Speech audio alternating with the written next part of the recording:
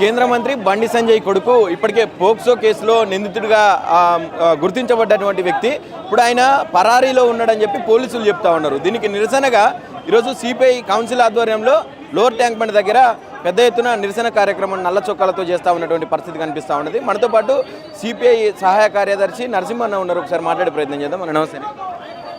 ఈరోజు 4 రోజులుగా ఈ పోస్కో కేసుని కనుక అబ్జర్వ్ చేస్తే ప్రభుత్వ వైఫల్యము క్లియర్గా కనిపిస్తున్నది. కాబట్టి దోషులను శిక్షించాల్సినటువంటి అవసరం ఉంది. అదేవిధంగా బాధితురాలకు కూడా భరోసా ఇవ్వాల్సినటువంటిది ఉంది. వాళ్ళకు ప్రాణహాని కూడా ఉన్నట్టుంది. కాబట్టి రక్షణ కల్పించాల్సినటువంటి అవసరం ఉంది. ప్రభుత్వం వైఫల్యం చెందింది కాబట్టి ఈరోజు నల్ల చొక్కులతో అంబేద్కర్ స్టాచ్యూ దగ్గర నిరసన చేయడం అనేటటువంటిది జరుగుతుంది. అసలు ఒక తల్లి నా కూతురికి అన్యాయం జరిగింది, 3 సార్లు సూసైడ్ చేసుకున్నది, నేను లండన్ పంపిద్దామంటే కూడా ఆ పాస్పోర్ట్ని ఆపేటటువంటి పరిస్థితులు ఉన్నాయి, మాకు బెదిరింపులు ఉన్నాయి, మా మైనర్ అమ్మాయిని కొన్ని రోజులుగా ఉపయోగించుకొని రేప్ చేసిండని చెప్పి ఆధారాలతో సహా చూపిస్తే ఈరోజు పోలీస్ డిపార్ట్మెంట్ ఏం చేసిందండి, 6 గంటలు అతనికి ఇన్వాయిడ్ ఇవ్వకుండా కూసోబెట్టి వేరే పోలీస్ స్టేషన్లో హనీ ట్రాప్ కేసు పెట్టిస్తారా? ఇది చట్టంలో ఎక్కడన్నా ఉందా? మైనర్ అమ్మాయి పైన హనీ ట్రాప్ కేసు పెడతారా అండి? ఇది వైఫల్యం కాదా? నీ ప్రభుత్వ వైఫల్యం కాదా? ముందు నువ్వు వీళ్ళ మీద చర్య తీసుకో. నువ్వు వీళ్ళ మీద చర్య తీసుకోవు, బాధ్యతని అరెస్ట్ చేయవు.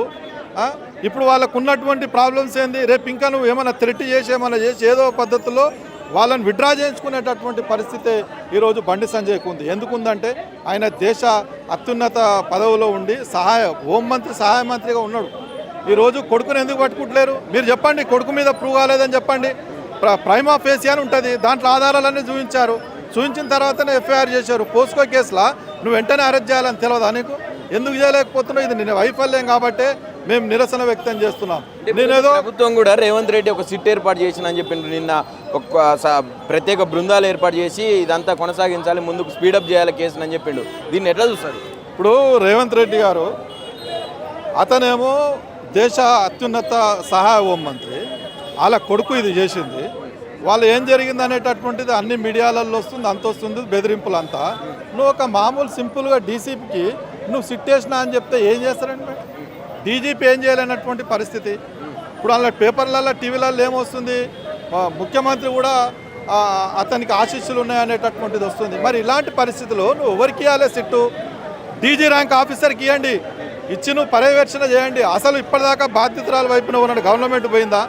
అంతా 3 సార్లు సూసైడ్ చేసుకొని నా కూతురు ఇబ్బందుల్లో ఉంది, ట్రాప్ చేసిండు వీడని చెప్పి కంప్లైంట్ ఇచ్చి ఆధారాలతో సహా చూపిస్తే నువ్వు వాళ్ళ వైపున ఉండకుండా నేను సింపుల్గా సిట్ వేసినా నేను న్యాయం జరుగుతుందంటే 4 రోజుల సంది ఏం చేసినంటే పోలీసు వాళ్ళంతా కూడా మీ పోలీసుల వైఫల్యం కనిపిస్తుంది. 6 గంటలు ఇక్కడ కూర్చోబెడతారు, అక్కడ హనీ ట్రాప్ కేసు పెడతారు. వాళ్ళ మీద ఏమైనా చర్యలు తీసుకున్నావా? వాళ్ళ మీద చర్యలు తీసుకోలే. మరి ఎట్లా నమ్ముతారు నేను? కాబట్టే రోజు ప్రజలంతా వచ్చారు. సిపిఐ పార్టీగా ఒక బాధ్యతరాలకి న్యాయం చేయడం కోసం, వాళ్ళకి రక్షణ కల్పించాలని చెప్పి నిందితుని మీద కేసులు పెట్టి జైల్లో వేయాలి. ఆ కేసులు కూడా ఎట్లాంటి కేసులు పెట్టారండి? మామూలు కేసులు పెట్టారు. ఇప్పుడు సిట్ చేసినటువంటి అధికారి చెప్తుంది అవసరం అనుకుంటే మారుస్తామని. అవసరం అనుకుంటే కాదు, మార్చాల్సినటువంటి అవసరం ఉంది. మార్చకుండా చేస్తే ఇప్పటి కూడా ప్రభుత్వం మీద మచ్చ వస్తుంది. రేవంత్ రెడ్డి గారు తెలుసుకోవాల్సింది ఏంటంటే ఈ రాష్ట్రంలో కాంగ్రెస్ ప్రభుత్వం ఉంది, ప్రజాస్వామ్య పద్ధతిలో ఉంటుంది. ఏం బీజేపీ లాగానో బీజేపీ వాళ్ళు ఏం చేసినా నడుస్తుంది అనేటటువంటిది బీజేపీ పాలిత రాష్ట్రంలో ఉంటుంది. కానీ కాంగ్రెస్ పార్టీలో అట్లా ఉండదు. ప్రజాస్వామ్యబద్ధంగా నిజంగా కాంగ్రెస్ వాళ్ళు ఏమైనా తప్పు చేసినా కూడా జైల్లో పంపించిన చరిత్ర కాంగ్రెస్ పార్టీకి ఉంది. నువ్వు అది తెలుసుకో అని చెప్తున్నాము. నువ్వు ఇప్పుడు రామ్ రహీం బాబాని లేకపోతే ఆశారాం బాబుని లోపలేసింది కాంగ్రెస్ వల్లే కదా. కాంగ్రెస్ మంత్రులను కూడా లోపలేసింది కాంగ్రెస్ కదా. ఇది ప్రజాస్వామ్యబద్ధంగా ఉండేటటువంటి పార్టీలో మీరు ఇప్పటిదాకా కూడా బండి సంజయ్ కొడుకుని ఎందుకు అరెస్ట్ చేయలేకపోతున్నారు? కాబట్టి దీని మీద సందేహాలు ఉన్నాయి. ఆ సందేహాలు పోవాలంటే నువ్వు ఇమ్మీడియట్లీ బాబుని అరెస్ట్ చేయి. అన్ని ఆధారాలు ఉన్నాయి కాబట్టి అరెస్ట్ చేయాల్సినటువంటి అవసరం ఉంది. బాధితురాలికి మొత్తం అండగా నిలబడి వాళ్ళకి న్యాయం జరిగేటట్టు వాళ్ళకి రక్షణ కల్పించాల్సినటువంటి బాధ్యత ఈ రాష్ట్ర ప్రభుత్వం మీద ఉందని చెప్పి మేము డిమాండ్ చేస్తున్నాం. భవిష్యత్తులో పెద్ద ఎత్తున ఆందోళన చేస్తాం, ఇట్లానే కాలయాపన చేస్తాం సిట్టుల ద్వారా. అంటే ఎక్కడి వరకు బాధితురాలకు న్యాయం చేస్తుందో అంతదాకా పోరాటం చేయడానికి సిపిఐ ముందుంటుందని చెప్పి తెలియజేస్తాం. ఈ కేసులో విచారణ అధికారిగా నియమించినటువంటి రితురాజ్ కూకట్పల్లి డీసీపీకి సంబంధించి ఆమె నిన్న ఒక స్టేట్మెంట్ ఇచ్చింది. మేము ఆ బాధితురాలు స్టేట్మెంట్ తీసుకున్నాం, అవసరమైతే ఇంకోసారి తీసుకుంటాం మరిన్ని వివరాల కోసం. ప్రజెంట్ బండి సంజయ్ కుమారుడు ఎవరైతే ఉన్నారో ఈ కేసులో నిందితుడిగా చెప్తున్నటువంటి వ్యక్తి ఆయన పరారీలో ఉన్నాడు, ఆయన ఫోన్లు కలవట్లేవు అని చెప్పి చెప్తా ఉన్నాడు. ఎట్లా చూస్తారన్నది? ఇప్పుడు సిట్ అధికారికి తెలిసి ఉండాలి. ఫోను ఆఫ్ ఉన్నా కూడా ఆ బాబు ఎక్కడ ఉన్నాడో ఇవాళ రేపు అంత టెక్నాలజీ వచ్చింది. నువ్వు తెలుసుకోవాలనుకుంటే బాబు ఏడు ఉన్నాడో తెలుసుకో. ఈ దేశంలో ఉన్నాడా లేకపోతే ఇజ్రాయెల్ ఉన్నాడా అమెరికాలో ఉన్నాడా ఎక్కడ ఉన్నాడో తెలుసుకోవాలి. స్విచ్ ఆఫ్ వచ్చిందని సింపుల్గా చెప్తే 4 రోజుల ముందు ఎఫ్ఐఆర్ అయిన తర్వాత ఇంత సీరియస్ కేసులో బాబు ఎక్కడ ఉన్నాడో ఎందుకు అనుకోలేకపోతున్నారు మీరు? ఒకవేళ నిజంగా చిన్న కేసులలో మీరు ఏదైనా తల పలిగిందో కొట్టిన దెబ్బలలో బాబు రాకపోతే ఏం చేస్తారండి? మీరు తల్లిదండ్రులను తీసుకొచ్చి పోలీస్ స్టేషన్లో కూర్చోబెడతారు. మరి ఇప్పుడు ఆ పని చేయండి. బండి సంజయ్ కదా ఇంట్లో మొత్తం సూత్రధారి, అందరిని బెదిరించి కేసును మేనేజ్ చేయడానికి ప్రయత్నం చేసింది బండి సంజయ్ కదా.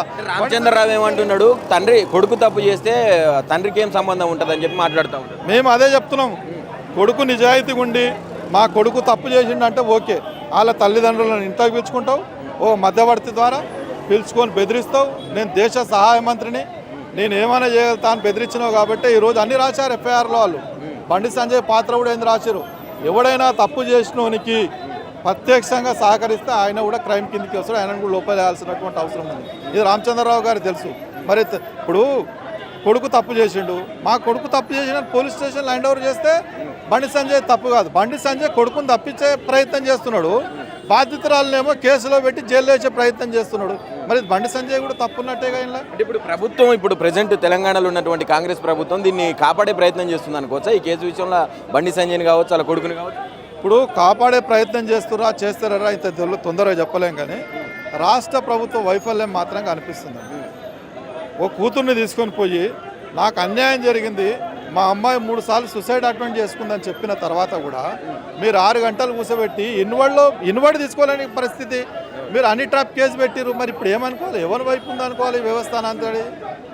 కాబట్టి మాకు ఈ సందేహాలు అనేటటువంటివి రాష్ట్ర ప్రజలకు వస్తున్నాయి. కాబట్టి ఆ సందేహాలు పోవాలంటే వెంటనే బాబుని అరెస్ట్ చేయాల్సినటువంటి అవసరం ఉంది. అరెస్ట్ చేయకపోతే మాత్రం ఈ ఉద్యమం ఇంకా మరింత వెళ్తుంది. మీరు ఏదో మా దగ్గర అన్ని వ్యవస్థలు ఉన్నాయి, మేము అందరినీ మేనేజ్ చేస్తామంటే ఇప్పుడు వచ్చిన సోషల్ మీడియా, యూట్యూబ్ ఛానళ్ళు ఇవి బయటికి తీసుకొచ్చింది ఎక్కువనే. మెయిన్ స్ట్రీమ్ మీడియా అంతేనేమో అన్ని ట్రాప్ అని ప్రచారం చేసింది. కానీ ఏమైంది? నువ్వు ప్రచారం చేస్తాను మెయిన్ స్ట్రీమ్ మీడియాలో పబ్లిక్లోకి రాలేదా? ఏ ఉద్యమమైనా తెలంగాణ ప్రజలు అణచివేతకు అన్యాయం జరిగిన వాళ్ళ వైపు ఉన్నటువంటి చరిత్ర ఈ తెలంగాణకు ఉంది.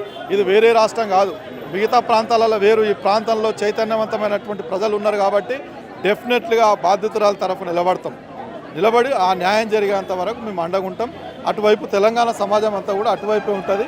వెంటనే చర్యలు తీసుకోకపోతే పోరాటం అనేది మరింత ఉధృతంగా అయ్యేటటువంటి అవకాశం ఉంది. ఇది పరిస్థితి.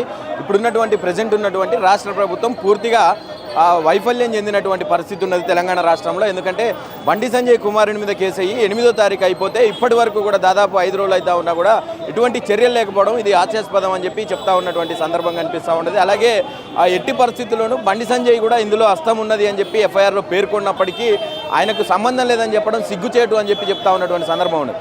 ఎట్టి పరిస్థితుల్లో ఆయనను అరెస్ట్ చేయాలి, ఖచ్చితంగా బండి సంజయ్ కుమారుని అరెస్ట్ చేసి లోపల పెట్టాలి. లేని పక్షంలో బండి సంజయ్ని తీసుకుపోయి స్టేషన్లో కూర్చోబెట్టాలి. లేనికి ఎడల ఖచ్చితంగా ఉద్యమాలను ఉధృతం చేసి ఈ ప్రజా సంఘాలన్నీ కలిసి బాధితుల పక్షాన కొట్లాడతామని చెప్పి డిమాండ్ చేస్తూ ఉన్నటువంటి పరిస్థితి కనిపిస్తుంది. కెమెరా పర్సన్ ప్రవీణ్తో నవీన్, ఆద్య టీవీ, హైదరాబాద్, లోవర్ ట్యాంక్ బండి.